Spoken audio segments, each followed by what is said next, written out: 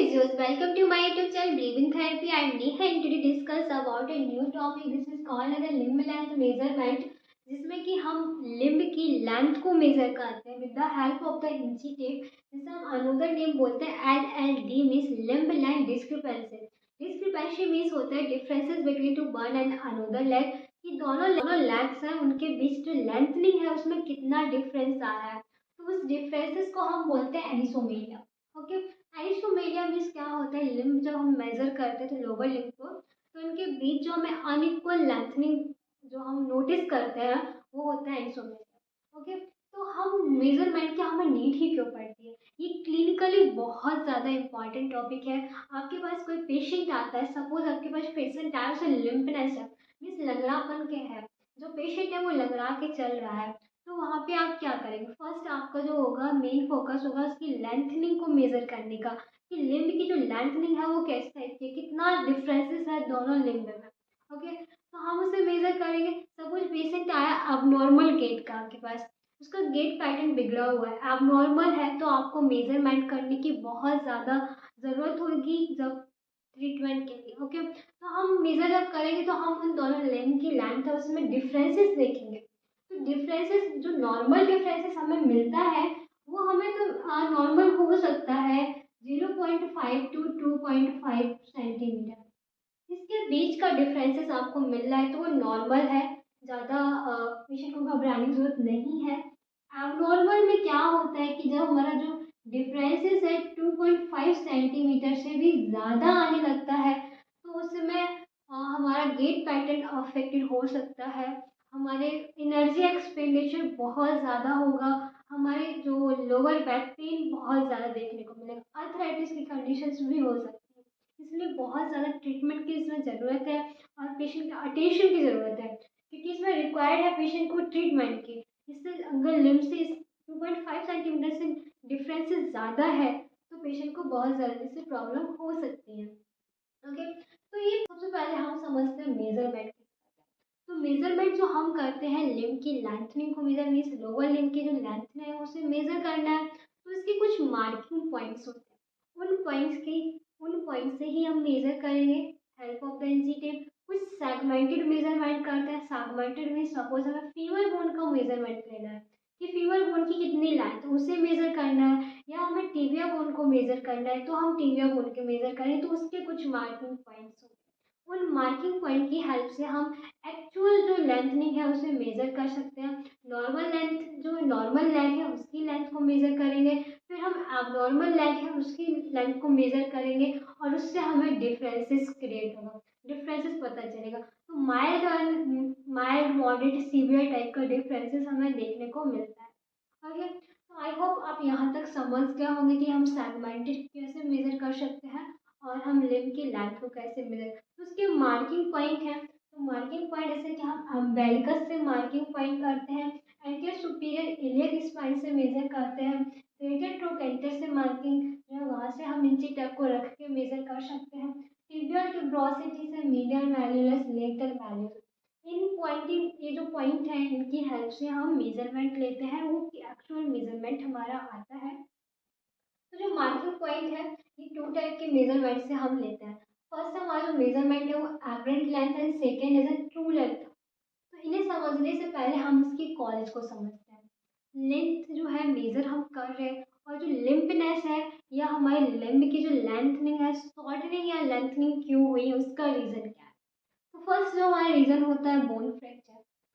कोई भी accidental case हो जाता है जिसमें कि हमारी बोन है फ्रैक्चर हो गई, ट्रॉमा केसेस में फ्रैक्चर हो गई बोन. सपोज जो हमारी एक फीमर बोन है, क्योंकि हम लोअर एक्सट्रीमिटीज का पढ़ रहे हैं ना, तो हमारी फीमर बोन है लाइक दिस. डायग्राम अच्छा नहीं है बट समझ. फीमर बोन पे हमारा कम्युनिकेटेड फ्रैक्चर हुआ है. कम्युनिकेटेड फ्रैक्चर बहुत ज़्यादा बहुत स्मॉल स्मॉल बोन फ्रेगमेंट में हमारी जो ब्रेक हो जाती है, तो ये बहुत सीवियर टाइप का एक्सीडेंट होता है. उस कंडीशंस में कम्युनिकेटेड फ्रैक्चर होता है. तो हमारे जो बोन के फ्रेगमेंट है बहुत स्मॉल स्मॉल फ्रेगमेंट हो गया, अब उन्हें हमें यूनाइट करना बहुत ज़्यादा टफ है.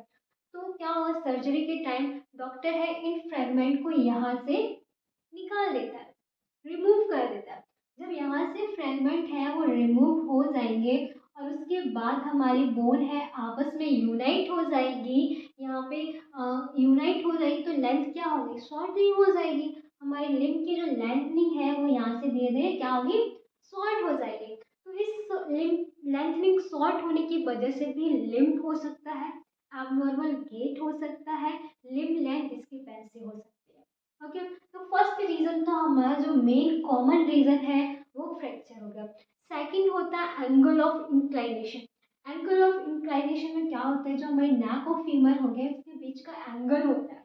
तो जब हमारा एंगल है वो हमारा एबनॉर्मल हो जाए, एंगल है लार्ज है, मीन्स 30 डिग्री एंगल होता है, 50 डिग्री एंगल होता है, 70 डिग्री एंगल।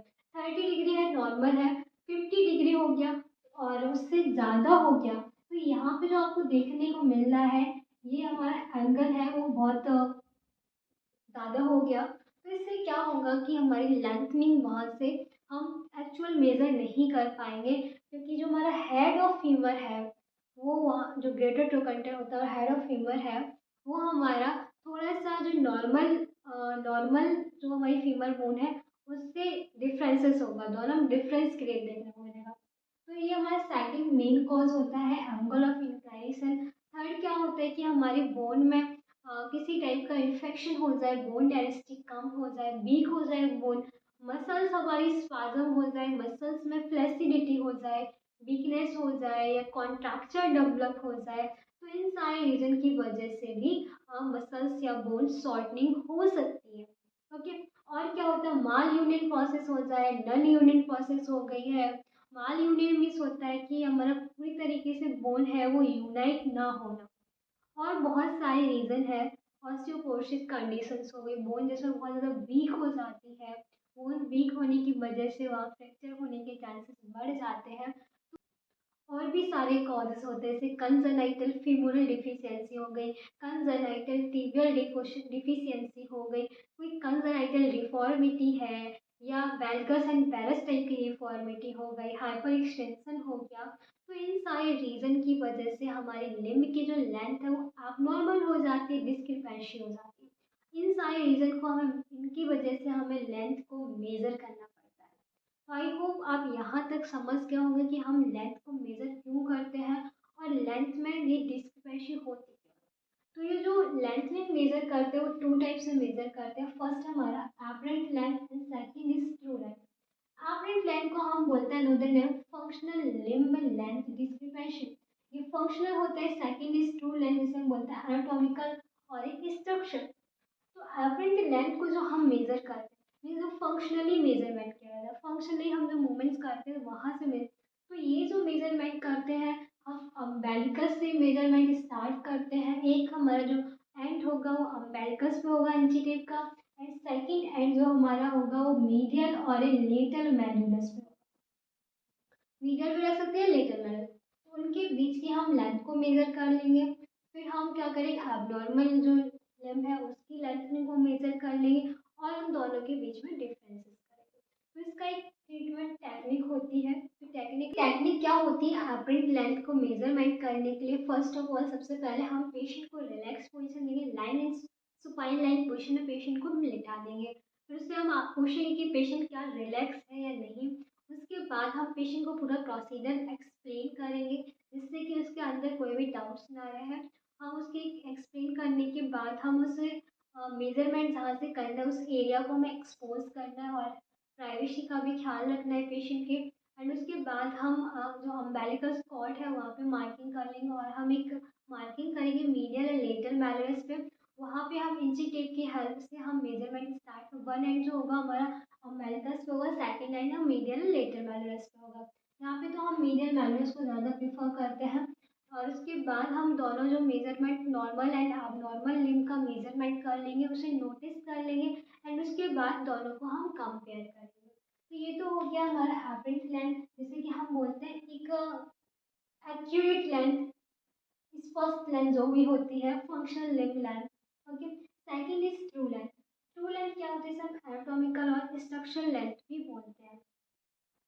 ट्रू लेंथ क्या होती है, जब भी हमारी लोअर एक्सट्रीमिटीज में एनाटॉमिकल और स्ट्रक्चरल चेंजेस आते हैं हमारी बोन में एनाटॉमिकली चेंजेस आ गया, मीन्स जैसे कि फ्रैक्चर वाला था, एंड कोई भी स्ट्रक्चरली चेंजेस आ गया, मीन्स कोई पैथोलॉजिकल कंडीशंस हो गई, इन्फेक्शन हो गया, इंजरी हो गई, तो इसके सारे रीज़न की वजह से जब हमें चेंजेस देखने को मिलता है तो हम जो उस लेंथ को मेज़र करते हैं तो उसे हम बोलते हैं ट्रू लेंथ। तो ये भी मेजरमेंट हम करते हैं इंची टेप की हेल्प से। इसमें क्या होता है कि जो हमारे हिप जॉइंट है, पेल्विस एरिया है, उसमें स्क्वेरिंग हो जाती है। स्क्वेरिंग क्यों होती है? जब स्कॉलियोसिस हो जाता है, स्कॉलियोसिस में क्या होता है, पेशेंट की जो स्पाइन का कर्व है वो इस टाइप का हो जाता है, एस कर्व में, और जो पेल्विक एरिया है वो थोड़ा सा लिम्पनेस हो जाती है, एक हमारा डाउन हो जाता है, एक हमारा अप हो जाता है। तो इससे क्या होता है कि जो लिम्ब की लेंथ है उस मेज़र करेंगे तो बहुत ज़्यादा चेंजेस देखने को, डिस्क्रिपेंसी देखने को मिलेगी, और पेशेंट लिम्ब का हो जाएगा, लंगड़ापन हो जाएगा पेशेंट। तो इसमें हम मेजरमेंट क्या करते हैं, अम्बेलिकस कॉर्ड से मेजरमेंट करते हैं हम ASIS, मीन्स अम्बेलिकस कॉर्ड हो गया ये, सॉरी, अम्बेलिकस कॉर्ड और ASIS के बीच की जो लेंथनिंग है उसे मेजर करेंगे, पहले नॉर्मल लेके फिर एबनॉर्मल, फिर से हम मेजर करने के बाद दोनों में तो नोटिस कर लेंगे और डिफ्रेंशिएट देखेंगे कितना डिफरेंसेस है दोनों में।